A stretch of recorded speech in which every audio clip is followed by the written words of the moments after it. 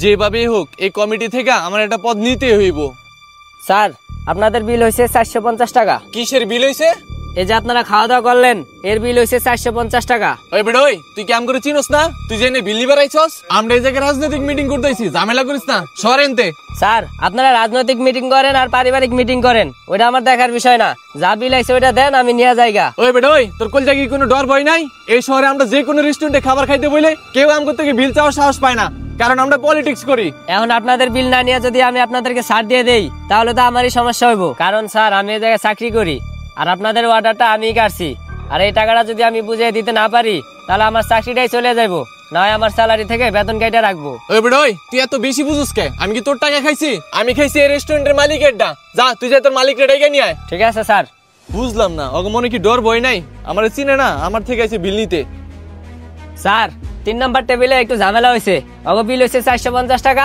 ওরা এখন কইতাছে বিল দিব না। কে বিল দিব না? কে কি কয় ওরা? ওরা কইতাছে ওরা নাকি পলিটিক্স করে, এই কারণে বিল দিব না।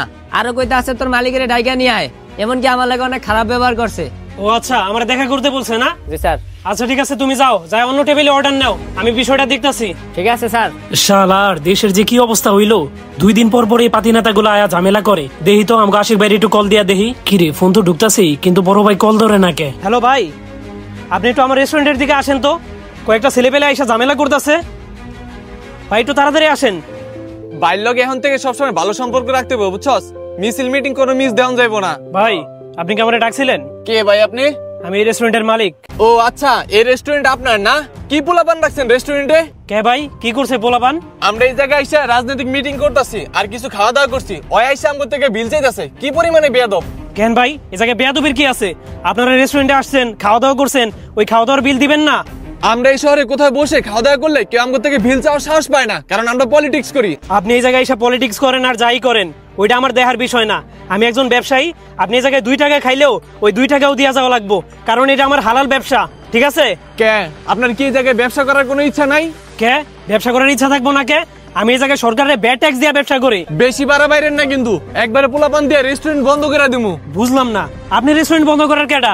ওই কি সমস্যা? রেস্টুরেন্ট বন্ধ করবো কে? আসসালামু আলাইকুম ভাই। ওয়ালাইকুম আসসালাম। কি সমস্যা এখানে ইব্রাহিম ভাই এরা কয়েকজন আসছে, আইসা খাওয়া দাওয়া করছে, খাওয়া দাওয়া করার পরে রাজনৈতিক পরিচয় দিয়ে কইতাছে বিল দিব না। এইসব পোলাপান কি আপনার সাথে রাজনীতি করে? আরে না, এসব পোলাপান আমার সাথে রাজনীতি করবো কে?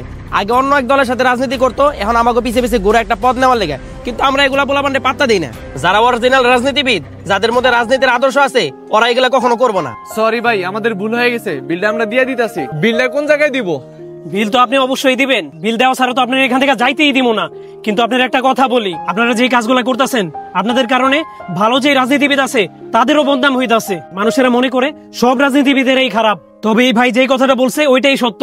অরিজিনাল যারা রাজনীতিবিদ, যাদের মধ্যে রাজনৈতিক আদর্শ আছে, তারা কখনোই মানুষের ক্ষতি করে না। তাই আপনাদেরকে বলতাছি এইসব বাদ দিয়ে ভালো হয়ে যান, না হলে পাবলিকের হাতে এমন গণধোলাই খাইবেন জীবনের তরে শিক্ষা হয়ে যাবো। সরি ভাই, আমি আমার ভুল বুঝতে পারছি, আমি কখনো এমন কাজ করব না। ওই আয়। কিছু কিছু সুবিধাবাদী লোক এইভাবে সবসময় বিভিন্ন জায়গা থেকে সুবিধা নেওয়ার চেষ্টা করে এবং চাঁদাবাজি করে। এই সমস্ত লোকেদেরকে কখনোই প্রশ্রয় দেওয়া উচিত না, তাদের বিরুদ্ধে সবসময় রুখে দাঁড়ানো উচিত।